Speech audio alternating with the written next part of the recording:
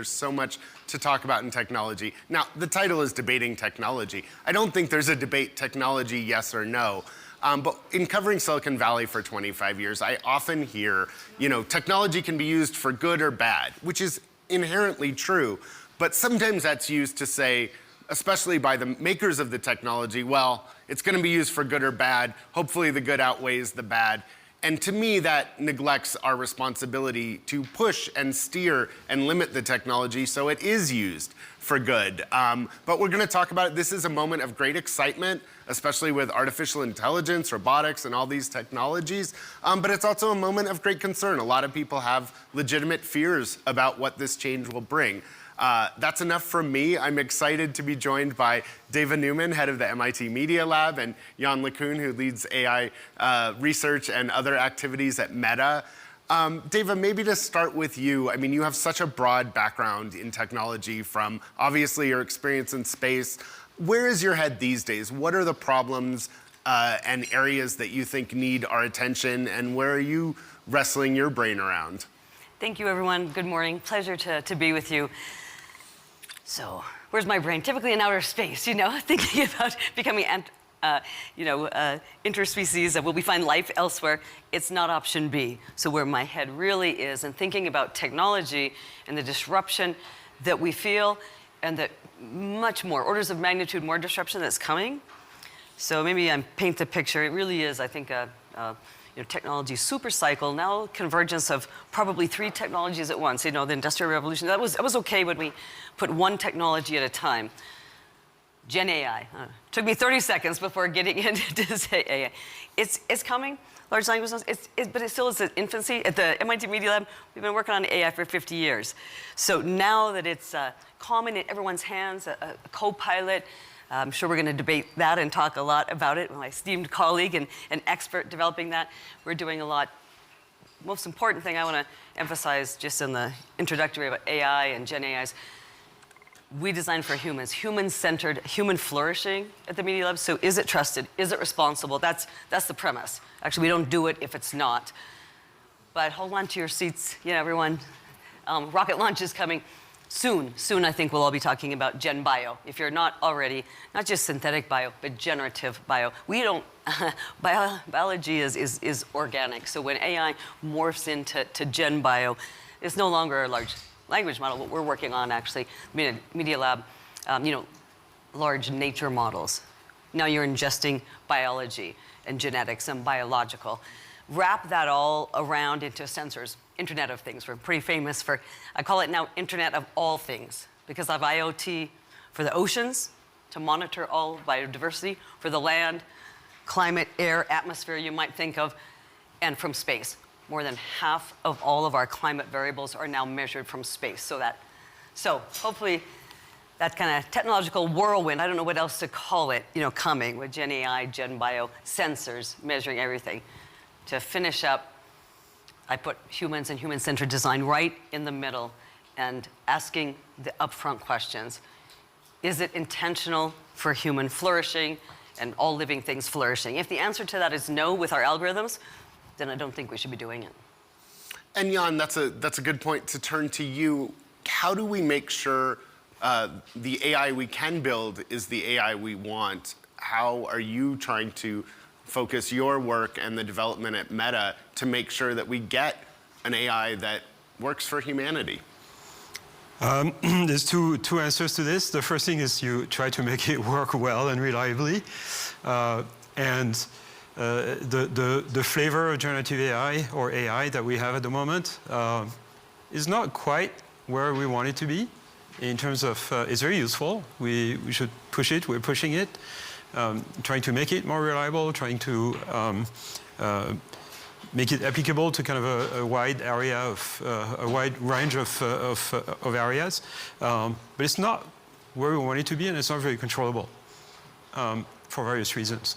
So I think what's going to happen is that within the next 3 to 5 years, we're going to see the emergence of a new brand or paradigm for AI architectures, if you want. Which may not have the limitations of current AI systems, So what are limitations of current AI systems? There are 4 things that are essential to intelligent behavior that they really don't do very well. One is understanding the physical world. Second one is having persistent memory. And third and fourth are being capable of reasoning and complex planning. And LLMs really are not capable of any of this. There is a little bit of an attempt to kind of bolt some words on them to kind of get them to do a little bit of this, but ultimately this will have to be done in a different manner. So there's going to be another revolution of AI over the next few years. And we may have to change the name of it because it's probably not going to be generative in the sense that we understand it today. So that's a first point. Some people have called this in different names. So the technology we have today, large language models, deals very well with the discrete world, and language is discrete. I don't want to upset Stephen, who is Steven Pinker, who is in the room here, but to some extent, language is simple. Much simpler than understanding the real world, which is why we have AI systems that can pass the bar exam or solve equations and things like that, do pretty amazing things. But we don't have robots that can do what a cat can do.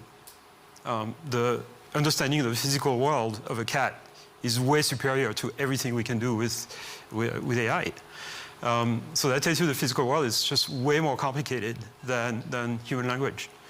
And it's because, why is language simple? It's because it's discrete objects. And the same with DNA and proteins, right? It's discrete, so the application of those generative methods to this kind of data has been incredibly successful because it's easy to make predictions in a discrete world. You can never predict what word will come after a particular text, but you can produce a probability distribution of all possible words in the dictionary, and there's only a finite number of them. If you want to apply the same principle to understanding the physical world, you will have to train a system to predict videos, for example, right? Show a video to the system and ask it to predict what's going to happen next. And that turns out to be a completely intractable task.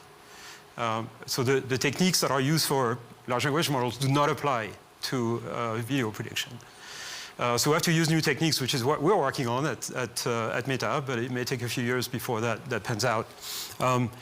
So that's kind of the first thing. And when that pans out, it will open the door to a brand new class of applications of AI, because we'll have systems that will be able to reason and plan, because they will have some mental model of the world that current systems really don't have.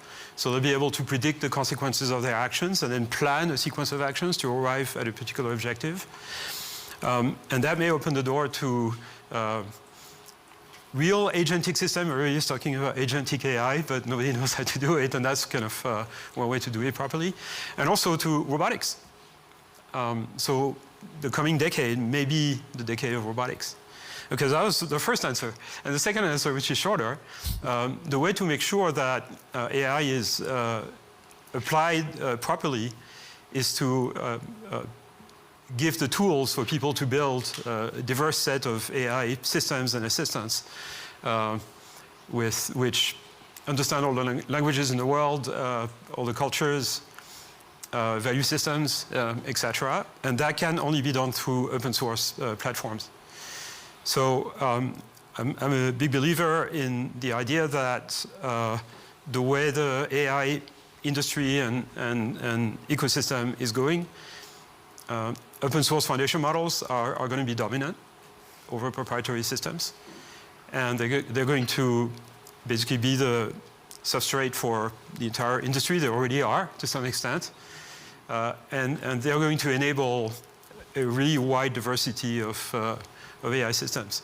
And I think it's crucially important because within a few years, you and I both are wearing those smart glasses, right? And you can talk to an AI assistant using those things and ask any question. But pretty soon, we're going to have more and more of those things with displays in them and everything. And all of our digital diet will be mediated by AI assistants. And so if we only have access to 3 or 4 of those assistants coming from, a couple companies on the west coast of the US or China, it's not going to be good for cultural diversity, democracy, everything else. We need a very wide diversity of AI assistants. That can only happen with open source, which is what Meta has being promoting as well. Well, thank you both. I think that sets us up well for a discussion. And as a reminder, this is a town hall, not a panel. So we're going to be bringing in both the audience here in this room of incredible guests as well as those on the live stream. So the first thing we did is we asked the folks on the live stream, there is a Slido you can join. Also, we asked, how would you like these emerging technologies to contribute to the future? And we're not going to show all the answers, but here's a word cloud of some of what folks have said. So if we just quickly look at that.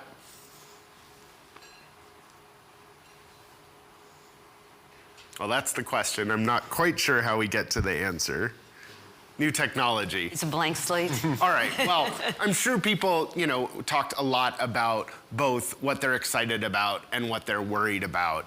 I want you to get ready with your questions in the room. I'm sure everyone has some. But Yann, I want to follow up on the open source thing, because there's really a big debate. I mean, as I said, technology is not a debate, but the approaches we take. And certainly, open source has all the advantages that you mentioned. It allows people all over the world to join in. Only a few people are going to be able to train one of these giant models, but a lot of people can make use of them and can contribute.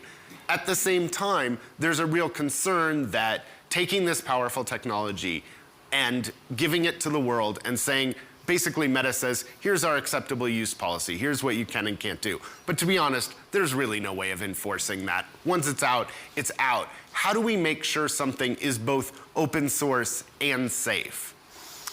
So what we do at Meta is that when we distribute a model, so by the way, we say open source, but we know technically those things are not really open source, because the source code is available, the weights of the model are available for free, and you can use them for whatever you want, except with those restriction clauses. Don't use it for dangerous things. So the way we do this is that we fine-tune those systems and red team them to make sure that at least to first order, they're not, kind of spewing complete nonsense or toxic answers or things like that. But there's a limit to how well that works, and those systems can be jailbroken. You can do what's called prompt injection, so type of prompt that will basically take the system outside of the domain where it's been fine-tuned, and you're going to get to its kind of root things, and then that depends on what training data is being pre-trained on. Which of course is a combination of high quality data and not so high quality data. And Dava is putting something like that into the world. I mean, obviously there are benefits to open sourcing that way. MIT is pioneer in open source. There's an MIT license for open source. I can't remember, it may even be the license that Meta uses. At the same time, when you talk about having this technology be human-centered and putting humans and our needs and concerns at the forefront, what do you think needs to be done? You talked about synthetic biology and all these things. Obviously, there's a lot of neglected diseases. There's a lot of things we want to use these new technologies for, and we don't want everyone just in their home developing new microorganisms to run around. So what are your thoughts on how we make this technology broadly available but still safe? Yeah, thanks. That's the question, and seeing what people are concerned about too, AI in space. I agree with that. We can talk about the word cloud, but so based on open source platforms, but with guardrails, and we have to be all held accountable. Right now, we can ask the audience as well. Does AI work for you? And what I mean, do you trust it? Is it responsible? Is it representative of you? Do you think it has the training data that represents you? Well, let's ask the audience. Yeah. How many of you feel that... Do you think it's safe, secure, and you're going to launch in and use it today, during this debate? Anyone raise their hand? Well, I think there's the answer, and I think it's not... So, how many people would be open to AI, would love to use AI once they do feel it's safe and secure? Yeah. Everyone. So that's why I asked the question. So it's not there yet. So it's not representative, doesn't represent everyone in this room. The world is much more diverse than what we have in the room. So it doesn't work. So maybe this is where the debate starts. So we're open source. We want it to be open source. We want all the all my students are superstars and geniuses. We want all the next generation of the world to be able to give their creativity, their curiosity, because that's how human flourishing happens. But if we just let the algorithms, again, on their own, I think that we really have to rethink. Where's the training data come from? Where's the transparency? Where's the transparency? Does it work for all of us?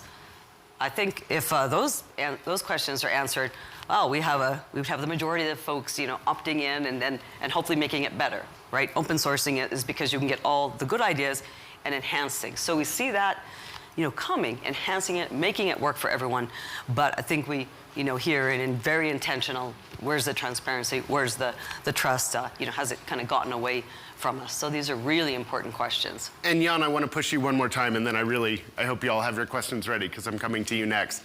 I want to push you one more area, which is values. And I wrote about this last year that, social media has been about content moderation. What speech do you allow? Where do you draw the lines? Obviously, it's something that Meta has spent a lot of time on, has had different approaches. But it strikes me that these AI systems are going to have values. And I wrote that, your PC doesn't really have a set of values. Your smartphone, yes, there's some app store moderation. So, at the extreme, there's some limits. But the AI system is going to answer the hard questions. And, how do we do that in a world where, people in the Middle East have different values than people in the US? People in the US have different values than people in the US. Recently, Meta made a bunch of changes to how it's going to approach that, allowing a lot more speech, even that might be considered very offensive, distasteful, even dehumanizing. Where is the role of the tech companies in putting their thumb on the scale of the values? How much pressure is there going to be from governments to control what speech, how AI chatbots, for example, answer questions around gender, sexuality, human rights? So there is an interesting debate about this. So this is not my specialty, I should tell you, but it's an interesting topic nevertheless that I'm interested in. So Meta has gone through several phases concerning content moderation and how best to do it, including with questions not just about toxic content, but also about disinformation, which is a much more difficult problem to deal with. So until 2017, let's say, detecting things like hate speech on social networks was very difficult because the technology just wasn't up to snuff. And counting on users to flag objectionable content and then have it reviewed by humans just doesn't scale, particularly if you need those humans to speak every language in the world. And so that just wasn't technologically possible. You just couldn't do it. And then what's happened is that there's been this enormous progress in natural language understanding since 2017, basically. And that has made an enormous amount of progress. So now detecting hate speech in every language in the world is basically possible with some good level of reliability. So the proportion of hate speech, for example, that is taken down automatically by AI system was on the order of 20 to 25% late 2017. Late 2022, 5 years later, because of transformers, self-supervised learning, all the stuff that everybody is excited about today, it was 96%. Now, that probably went too far because the number of false positives of good content that was taken down is probably pretty high. So there are countries where people just want to kill each other, and you probably want to kind of, calm down. So put the detection threshold pretty low. Countries where there is an election and things kind of rile up. So also you want to lower the threshold of detection so that more things get taken down to sort of calm people down. But then most of the time you want people to be able to debate important societal questions, including for questions that are very controversial, like gender and political opinions, somewhat extremes. And so what's happened recently is the company realized it went a little too far, and there were just too many false positives. And now the detection thresholds are going to be changed a little bit to authorize discussions about topics that are big questions of society, even if the topic is offensive to some people. So that's a big change. But it doesn't mean content moderation is going to go away. It's just there. It's just you change the threshold. And again, the answer is different in different countries. So in Europe, it's illegal. Hate speech is illegal. neo-Nazi propaganda is illegal, right? You have to do it for legal reason. You have to moderate that for legal reason. Not so in the US. And in various countries, you have different standards, as you said. Then there is a question of disinformation. And there, until now, Meta used a fact-checking organization to fact-check the big posts that had gathered a lot of attention. But it turns out this system doesn't work very well. It doesn't scale. You don't have a large coverage of the content that is being posted because those organizations, there's only a few of them and they have a few people working for them. And so they can't just debunk every dangerous misinformation that circulates on social networks. So the system that is being implemented now that will be rolled out is crowdsourcing. Essentially have people themselves kind of write comments on posts that are controversial, and that is likely to have much better coverage. There are some studies that show that this is a better way of doing content moderation, particularly if you have some sort of karma system where people who make comments that turn out to be reliable or liked by other people, so they get promoted. Several forums have used this system for many years. So the hope with the Meta is that this will actually work better. And it also has a big advantage, which is that Meta has never seen itself as having the legitimacy to decide what is right or wrong for society. And so in the past has asked governments to regulate. Asked governments around the world, this was during the first Trump administration, tell us what is acceptable on social networks for online discussion. And the answer was crickets. There was basically no answer.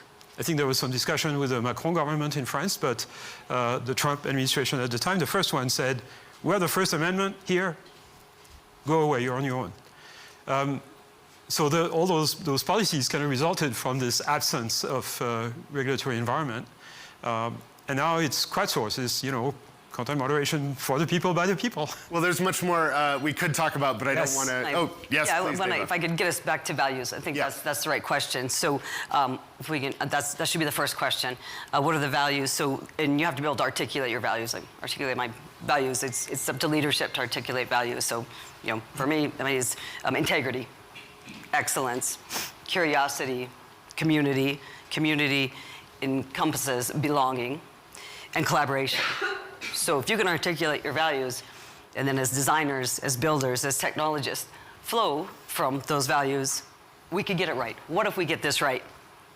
So I think we need to back up. So Meta should articulate, and in the checking out, what are the values? Do we have aligned values? Then we can collaborate.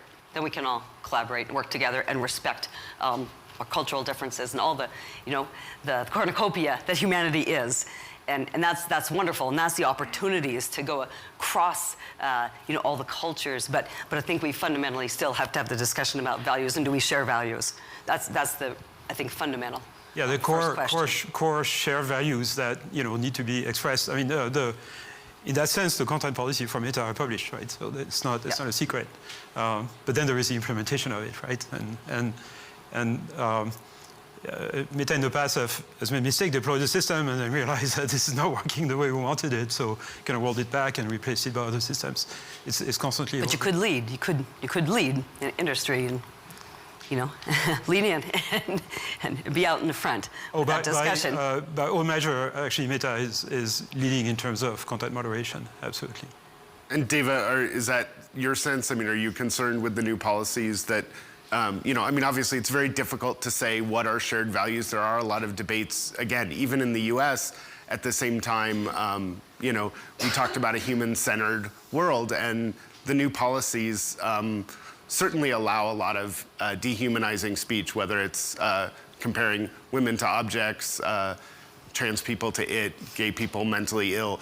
Yeah. Have they gotten that balance right, or are they going? No, we don't have the right policies, but absolutely no. Emphatically, no. We know what's wrong and right. We know human behavior. We know civility.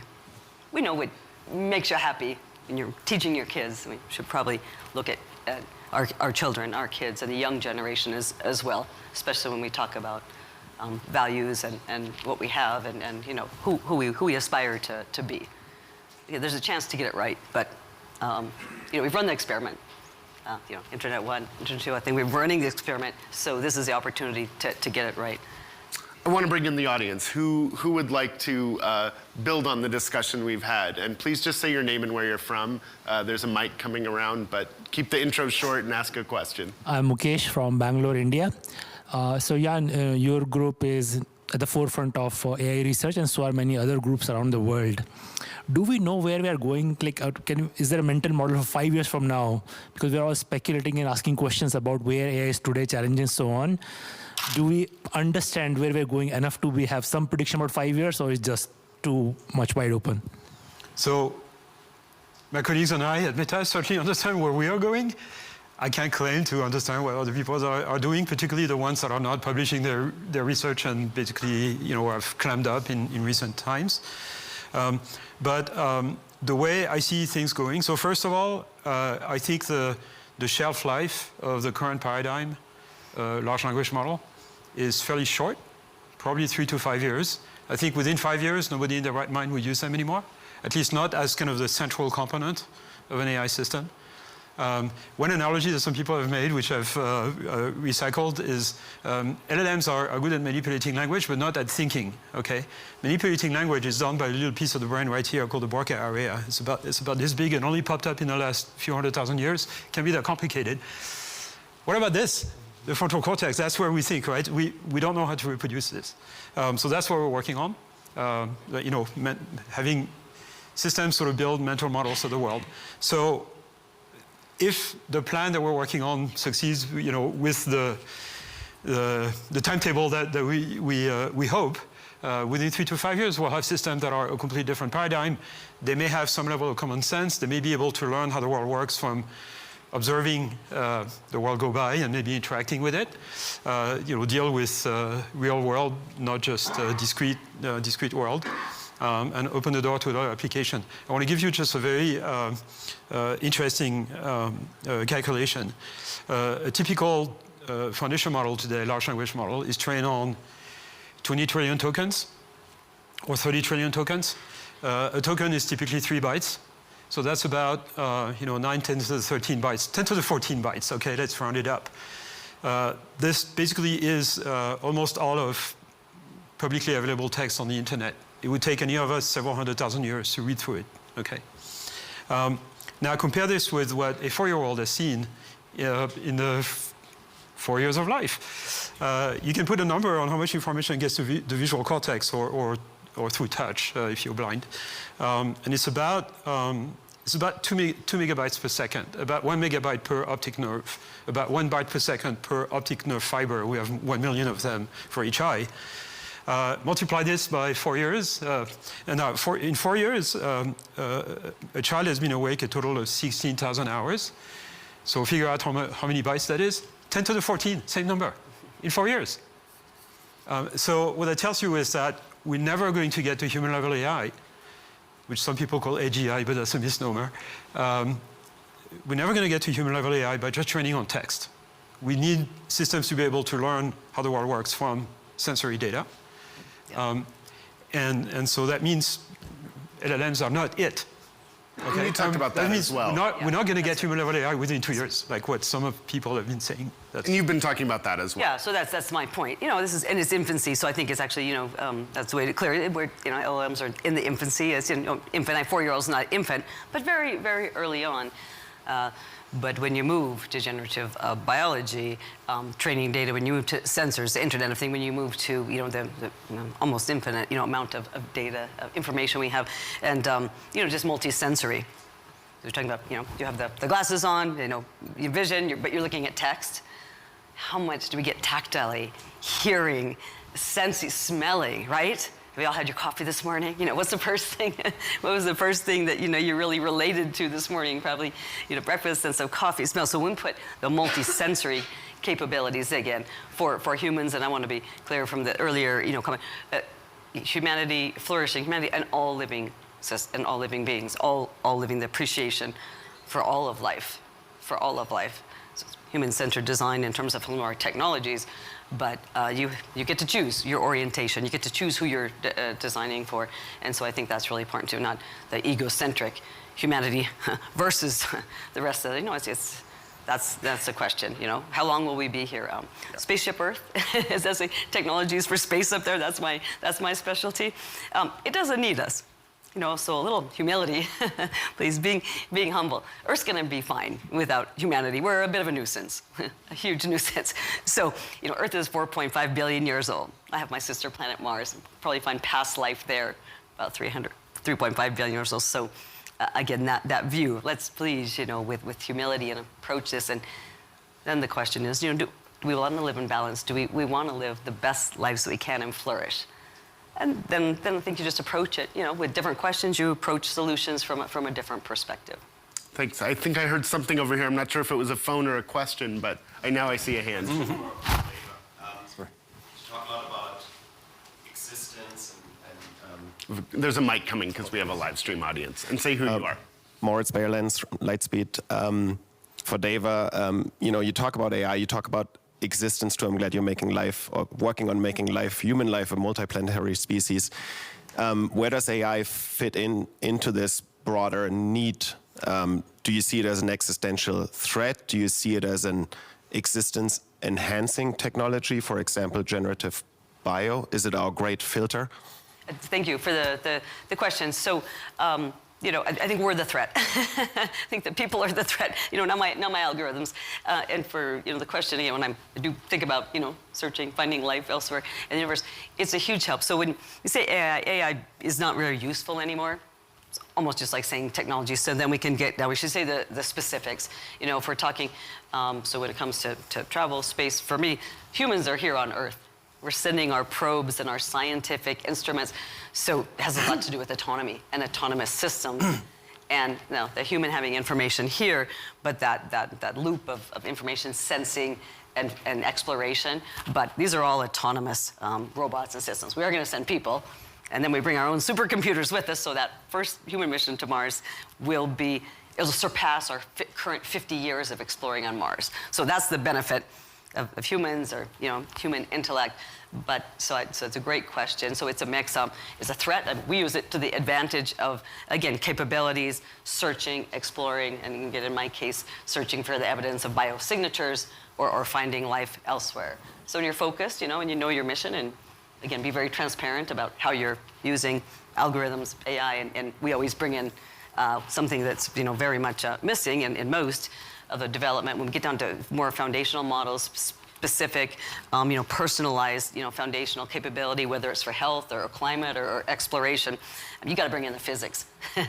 So their physics, if you let things go just mathematically, statistically, I mean, look at where we're at, fantastic. But I'm a big believer in, again, biomimicry. I'm trying to understand nature. I'm trying to understand living systems. Always bringing in like foundational physics with my math, and, you know, and you proceed along that course. So while we continue the discussion in here, I also invite those online. We have a couple questions for you. What excites you about the technology that we're talking about? What worries you? And we have the opportunity to do some more word cloud. So if you're online and using Slido, please share your thoughts there. And then we had a question there. They're going to bring a microphone. Oh. Everyone, if you can just wait for a mic, it'll help those online. Martina Hirayama, State Secretary for Education, Research and Innovation, Switzerland. My question goes to you, Dava. So you talk about values concerning AI. So we have a divide concerning access to AI or not. What influence will it have if we consider that we do not share the same values on Earth in all areas where we live? Not even talking about space. What influence will this have on divide? Yeah, it's, so again, I think it's fundamental to this. So, you know, I give a list of 5 or 6. So my hope is that we can agree on 2 or 3 of those, just 2 or 3 of those. You know, we probably won't be the entire set, but I think we have to look for agreement and shared values, and then work together. And if not, then that's maybe the scenario that plays out of the threat, division, destruction. I don't want that path. I think we have an alternate path So I think the hard work is people to people. Sure, policies, regulation, what do we agree on? What do we agree on? What future scenarios, and there are scenarios, it's very plural, what future scenarios do we agree on? And if we can agree on some of those, if we can share some of those values, and I think we can. We could take a poll, see if we can get one amongst all this, diversity here. So that's, it's not an answer. It's just part of the discussion of what can we share and what do we share together, and make that the building blocks to get it right. And Yann, that is kind of the challenge of building these systems for a globe, again, where the world doesn't agree on a lot. There's hopefully some basic things we agree on, though it seems like we struggle even on those. I know you've talked about using federated learning and to really make sure the world is represented in these models. But how do we build for a world where there is so much disagreement? Again, when AI systems aren't going to just moderate content, they're going to create and answer content. Well, I think the answer to this is diversity. So again, if you have 2 or 3 AI systems that all come from the same location, you're not going to get diversity. So the only way to get diversity is having systems that are trained on all the languages and cultures and value systems in the world. And those are the foundation models, and then they can be fine-tuned by a large diversity of people who can build systems with different ideas of what good value systems are, and then people can choose. So it's the same idea as a diverse press, right? You need a diversity of opinion in the press to at least have the basic ingredient of democracy. So it's the same it's going to be the same for AI system. You need them to be diverse. So one way to do this, it's quite possible that it's quite likely that it is going to be very difficult for a single entity to train a foundation model on all the data, all the cultural data in the world, and that may eventually have to be done in sort of a federated fashion or distributed fashion, where every region in the world or every interest group or whatever has their own data center and their own data set, and they contribute to training a big global model that may eventually constitute the repository of all human knowledge. I saw a hand over here, and if you can wait for the mic, thanks. Yeah, well, we're passing the mic, and I think that's much more exciting to me. More the federated, taking it again, transparency, because then it's more customized, it's more personalized. It's going after, for the work. It's again going after a medicine or health or a specific, breast cancer. It can be more specific and much more precise. So to me, that's very exciting. Hi, my name is Mukta Joshi, and I'm from London. I was listening to a panel yesterday, and they talked about a concept that really startled me. And I went back and did a bit of research on it, and it's called alignment faking in LLMs, which is about how the LLM models are giving answers which they are faking to align to whatever is being asked to them or whatever the general can say. It is probably an experiment that has happened in the last few months, but it was really startling, and I just thought I'd get a few thoughts from you on that. Okay, I have perhaps a slightly controversial opinion about this, which is that to some extent LLMs are intrinsically unsafe, okay, because they're not controllable. You don't really have any direct way of controlling whether what they say is has certain characteristics, with respects guardrails. The only way you can do this is by training them to do it. But of course, that training can be undone by, going outside of the domain where they've been trained. So to some extent, they are intrinsically unsafe. Now, that's not particularly dangerous because they're not particularly smart either, right? So they're useful.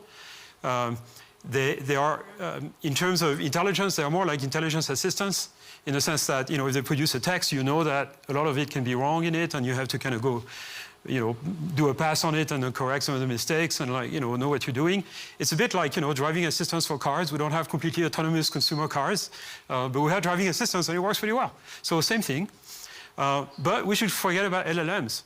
And so this idea that somehow we should extrapolate the capability of LLMs and realize, they can, fake their intentions. First of all, they don't have any intentions. And simulate values. They don't have any values. And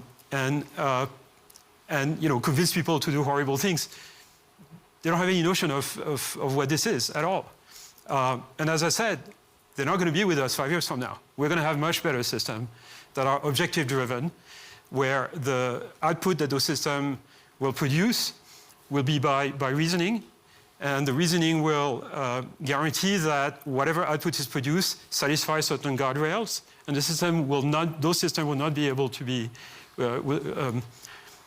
it wouldn't be possible to jailbreak them by changing the prompt, basically, because that would be sort of hardwired in the guardrails. So given what Yann just said, Dava, the big talk, the big buzzword this year is agents and giving more power to these LLMs. Given what Yann just said about their limitations, and this is one of the companies making it, should we be worried about giving more autonomy and agencies to a system that has no values, makes mistakes? Yeah, well, and I don't think so. I agree with what Yann said.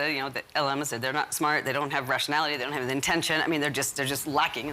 Think of them as math, math and statistical, probabilities like that. So all of probably what we much more care about, in humans is, well, judgment. That's what, the question is like, well, seems very alerting because it's, fakes of any types are alerting, right? So, but the question, what do we do about this? Because, agents, agentic, it is turning into agentic. So, simple. There's some simple, I don't know if there's solutions, there's just simple ideas we can do, right?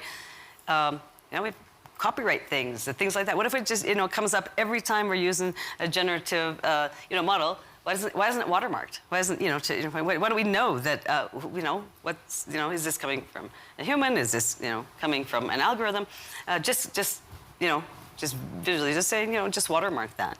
It's generative, just some more information about what you're looking at. So the person, the user, if this is being, served up to someone, they can take it.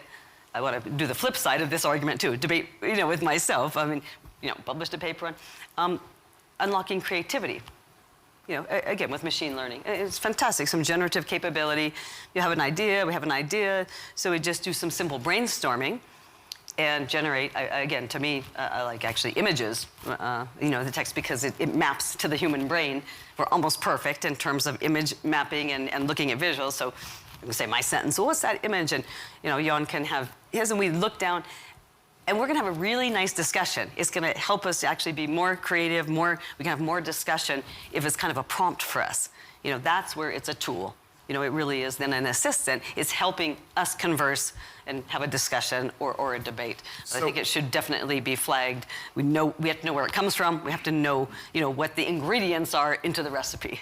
So it's hard to believe we only have a couple minutes left, and I want to give each of you a chance to give us one thing we haven't talked about. What aren't we talking about enough that we should be talking about and maybe we'll be talking about next year?